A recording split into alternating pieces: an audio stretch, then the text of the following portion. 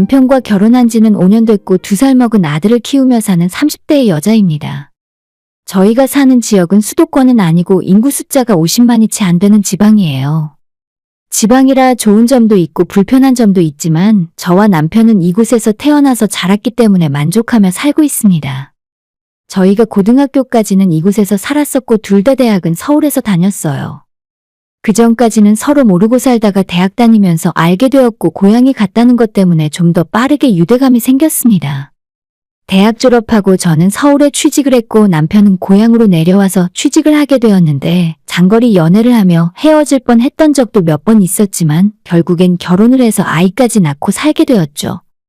제가 다니던 직장에서 지방사업소 근무를 신청했고 받아들여지지 않았다면 공무원 시험 준비라도 할 생각이었지만 다행히 결혼과 동시에 고향으로 내려와서 살 수 있게 되었습니다. 복잡한 서울에서 몇 년 살다가 지방으로 내려왔더니 불편한 점도 많았지만 의외로 마음이 편하고 좋더라고요. 빡빡한 경쟁사회에서 벗어났다는 생각이 들고 특히나 이 동네 아파트 가격을 생각하면 서울에서 아둥바둥 힘들게 일하면서도 겨우 원룸 생활을 하고 있던 기억들이 꿈만 같이 느껴집니다. 남편이나 제가 모아둔 돈의 대출을 좀 받아서 결혼과 동시에 신축 25평 아파트를 살 수 있었고 아이 태어나고 지금까지 정말 잘 살고 있어요. 특히나 언제든지 마음만 먹으면 퇴근길에 친정부모님을 찾아뵐 수 있다는 건 엄청난 장점이었죠.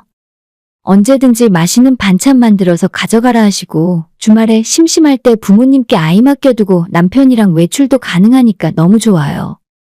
하지만 친정이 가까워서 좋은 대신 단점도 하나 있는데 시댁도 굉장히 가깝다는 겁니다. 도시가 끝에서 끝까지 차로 달리면 30분도 안 걸리기 때문에 사실상 이 안에서 멀리 떨어져 산다는 건 큰 의미가 없어요. 친정이 가까운 만큼 시댁도 가까워서 아무 때나 시부모님이 손주 보고 싶다며 저희 집으로 찾아오십니다. 그래도 친정부모님은 사위가 불편할 것을 생각해서 집으로 직접 오시는 일은 별로 없는데 시부모님은 전혀 그런 거 신경 안 쓰세요. 아무 때나 연락도 없이 찾아와서 당신들 마음대로 배를 누르고 늦은 시간까지 있다가 가십니다. 좀 짜증나고 불편하긴 한데 손주 태어나고 얼마나 좋으면 저러실까 하는 생각에 그냥 제가 참고 살았어요. 종종 친정부모님을 만나면 남편이 부모님에게 참 잘했었기 때문에 나도 시부모님한테 싫은 티 안 내고 잘해드리려고 마음을 먹었죠.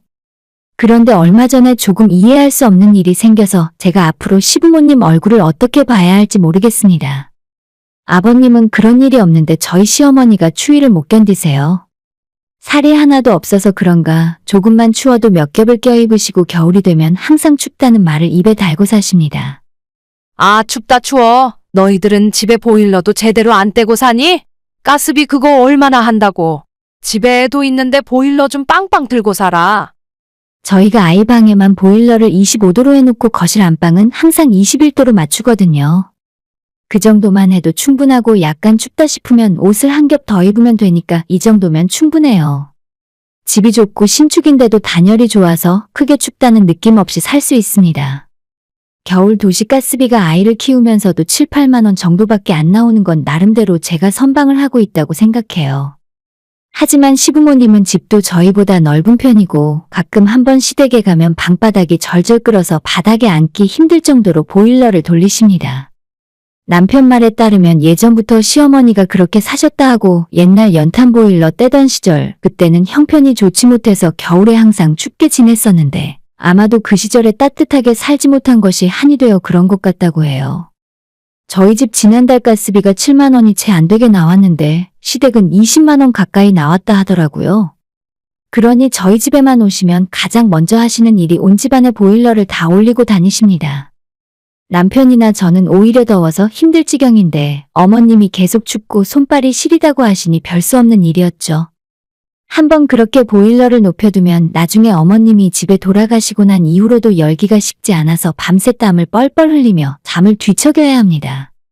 남편이 적당히 좀 하라고 화를 낸 적도 있었는데 어머님은 저희가 뭐라고 해봤자 들은 척도 안 하세요. 왜? 가스비 아까워서 그래? 그깟 가스비 얼마나 나온다고. 돈 없으면 말해. 내가 가스비 내줄 테니까. 사람이 보일러는 빵빵 틀고 살아야지. 너희들은 젊은 것들이 왜 이렇게 자린고비야? 아무리 뭐라고 해봤자 속위의 경읽기나 마찬가지고 원래 시어머니 성격 자체가 남들이 하지 말라고 하면 더 심하게 하시는 청개구리 같은 분입니다. 어쩌다 한번 우리 집에서 제가 차린 밥을 시부모님과 같이 먹게 되는 날에는 온갖 트집을 잡으며 반찬 투정을 하고 잔소리를 하셨어요. 그렇다고 안 드시는 것도 아니라 제가 차린 밥을 잘 만드시면서도 자꾸만 이건 싱겁네 저 반찬은 짜네 어쩌네 다음에는 무슨 반찬을 해달라 어째라 하면서 무슨 고급 식당에서도 안 그럴 것처럼 엄청난 음식 타박을 하십니다. 한 번도 제가 만든 음식을 먹으면서 맛있다 잘 먹었다 소리를 안 하시는 분이라서 시어머니가 입을 열 때마다 또 시작이구나 싶은 생각부터 듭니다. 자주 있는 일은 아니지만 종종 한 번씩 시부모님을 저희 집에서 식사 대접할 때마다 음식은 음식대로 잘 먹으면서도 저런 소리를 하시니 어떤 날에는 너무 얄미워서 어머님 목소리만 들어도 제 몸속에 피가 거꾸로 솟는 기분이 듭니다. 힘들게 기껏 차려놓은 반찬도 어머님이 맛없다고 할 때마다 먹지 말라고 소리치고 다 쏟아서 엎어버리고 싶어요. 하도 어머님이 맛이 없다 짜다 반찬 타박을 면전에서 하시니까 그 모습을 보다 못한 남편이 난 맛있기만 한데 엄만 왜 그래? 그럴 거면 앞으로 우리 집에서 식사 자리 안 만들 테니까 같이 밥 먹을 일 있으면 그냥 밖에서 먹자. 집사람이 이거 만드느라 낮부터 얼마나 고생했는데. 입에 좀 안 맞아도 엄마가 말을 그렇게 하면 안 되는 거지. 라고 이야기했던 적도 있었는데 어머님은 장가간 지 얼마나 됐다고 벌써부터 엄마 앞에서 며느리 편을 드냐고 남편한테도 뭐라고 하셨습니다. 그래서 이젠 시부모님을 집으로 잘 안 부르고 오시더라도 밥은 제가 안 차려요. 남편도 저런 말 들으면서 밥하지 말라고 했기 때문에 배달시켜 먹거나 밖에 나가서 사 먹습니다. 친정엄마가 왕년에 식당을 몇 년 하셨기 때문에 음식 손맛이 좋고 지금도 집에서 자주 반찬을 만드십니다. 엄마가 저희 집에 오시는 날엔 항상 반찬이나 국이나 간식거리를 잔뜩 만들어서 가져다 주세요. 시어머니는 일주일에 두세 번씩 허구한 날 우리 집으로 찾아오는데 친정엄마는 2주에 한 번, 많아야 일주일에 한 번 정도 찾아오시거든요. 어쩌다가 시모가 우리 집에 있는 줄 모르고 친정엄마가 겹쳐서 찾아오는 날이 있는데 그럴 때마다 시어머니는 우리 친정엄마를 달갑지 않게 여깁니다. 표정부터 싸하고 엄마가 먼저 요즘 별일 없으시냐, 잘 지내시냐 말을 걸어도 내 사돈. 정도로 짧게 단답으로 대답하면서 절대 살갑게 대해주지 않아요. 옆에서 지켜보는 제가 보더라도 민망할 정도인데 친정엄마 입장에서는 어떻겠습니까? 오죽했으면 우리 엄마가 나중에 저한테 전화 걸어서 너희 시모가 자기를 불편해하는 것 같고 태도가 좀 서운하다며 앞으로는 우리 집에 시어머니가 와 있는 날에는 안 찾아오겠다고 말씀하실 정도예요. 그렇지만 좀 불편해하는 정도일 뿐이고 뭔가 기분이 나쁘긴 한데 대놓고 뭐라 한 적은 없어서 이 부분을 시어머니한테 말을 하기도 애매했습니다. 서로 싸운 적도 없고 단 한 번도 감정적으로 부딪힌 적도 없습니다. 시어머니가 왜 친정엄마를 미워하는지 그 이유를 전혀 짐작도 할 수 없어요. 원인을 모르니 해결을 할 방법도 없고 그냥 제 입장에서는 두 분이 최대한 마주치지 않도록 시간을 조절하는 것이 최선이었습니다. 그러다 얼마 전에 시어머니와 친정엄마가 저희 집에서 마주친 적이 있었어요. 집에서 편하게 쉬고 있는 토요일 오전에 친정엄마가 반찬을 가지고 온다 하셨는데 1시간 정도 지났을 때 시어머니가 말도 없이 저희 집에 먼저 찾아오셨습니다. 밖에 너무 춥다. 진짜 돌아다니질 못하겠네. 너희 집은 왜 이렇게 춥니? 보일러 좀 돌리고 살아. 우리 집에 들어오자마자 연신 춥다는 말을 연발하면서 평소처럼 온 집안의 보일러 온도를 전부 올려놓고 다니셨습니다. 그리고 시모가 집에 찾아오고 5분도 지나지 않아서 친정엄마도 찾아오셨는데 엄마가 현관문 열고 들어오시자마자 갑자기 시어머니가 자리에서 일어났어요. 보일러가 왜 이렇게 돌아가? 온도가 너무 높이 되어 있나 보네. 하면서 슬쩍 일어나더니 온 방 안에 보일러 온도를 전부 내려놓았어요. 심지어 저희가 원래 해놨던 21도가 아니라 18도까지 내려놓는 바람에 아예 돌아가지도 않게 만들었고 심지어는 집에 환기가 안 되는 것 같다면서 거실과 주방의 창문까지 열어두었습니다.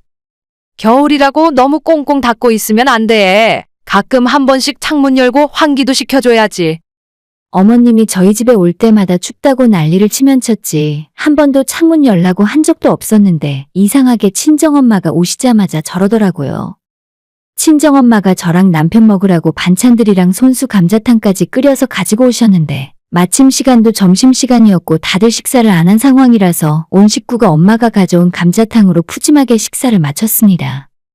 밥을 다 먹고 나서 정리를 하려고 하는데 시어머니는 자연스럽게 화장실로 가버렸고 제가 상을 치우고 닦는 사이에 친정엄마가 맨손으로 설거지를 시작하셨습니다. 내가 이따가 하면 되니까 그냥 두라고 했는데도 엄마는 그릇 몇 개 되지도 않는데 바로 해야 잘 닦인다면서 설거지를 하셨어요. 본인이 먹은 그릇 치울 생각도 없이 화장실로 달려가 버린 시모가 조금 얄밉기도 했고 남편도 장모님 그만하시라고 엄마를 말려봤지만 이미 시작해버린 엄마도 말을 듣지 않으셨죠. 잠시 후에 화장실에서 나온 시어머니가 친정엄마가 주방에서 설거지하는 모습을 슬쩍 보더니 다시 보일러 컨트롤 패널을 만지면서 뭔가를 작동시켰습니다. 저는 그 모습을 보면서 역시 어머님도 추워서 다시 보일러를 켜는구나 생각했었는데 잠시 후에 엄마가 따뜻한 물이 안 나온다고 하시는 겁니다. 이거 기름기 설거지 해야 하는데 갑자기 찬물밖에 안 나오네? 그럴 일이 없는데 무슨 일인가 싶어서 보일러를 살펴봤더니 시어머니가 보일러 온도를 내려놓는 것도 아니고 아예 온수조차 나오지 않게 꺼버리셨더라고요. 너무 황당한 일에 제가 시어머니한테 어머님이 보일러 끄셨냐고 따져 물었는데 자기는 모르는 일이라고 딱 잡았다는 겁니다. 아까부터 저희 집 보일러 컨트롤 패널을 만지작거린 사람은 시어머니 말고 아무도 없거든요. 말도 안 되는 일이 벌어졌고 제가 목소리를 높여 따지니까 남편과 주방에 있던 친정엄마까지 온 식구들 이목이 집중되었어요. 아니, 우리 식구 중에 어머님 말고 보일러 만진 사람이 누가 있어요? 우리 엄마 설거지하는데 일부러 찬물 나오게 끄신 거잖아요. 제가 오목조목 따졌더니 자긴 그런 적 없다고 발뺌을 하던 시모가 얼마 못 가서 소리를 빽 하고 질렀습니다. 너 내가 웃음냐? 왜 가만히 있는 나한테 누명을 씌우고 그래? 그 소리에 저희 아들도 깜짝 놀라서 울음을 터뜨렸고 주방에서 설거지하던 친정엄마도 시모에게 갑자기 왜 그러시냐며 진정하라고 말렸죠.